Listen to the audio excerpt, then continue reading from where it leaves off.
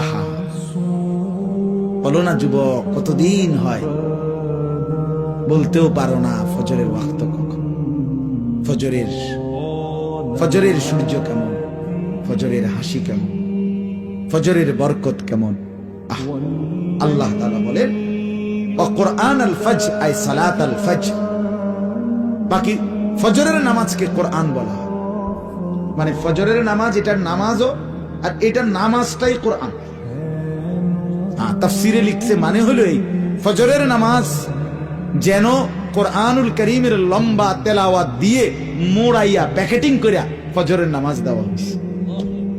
ফজরের নামাজ যেন কোরআন মোড়ানো, কোরআন দ্বারা প্যাকেটিং করা। এই জন্য ফজরের নামাজের তেলাওয়াত কোরআন শরীফ লম্বা হয়, লম্বা হয় না? হ্যাঁ, লম্বা তেলাওয়াত স্বাভাবিক। যেই কোনো ইমাম 4 ওয়াক্ত নামাজের চাইতে ফজরের ওয়াক্তে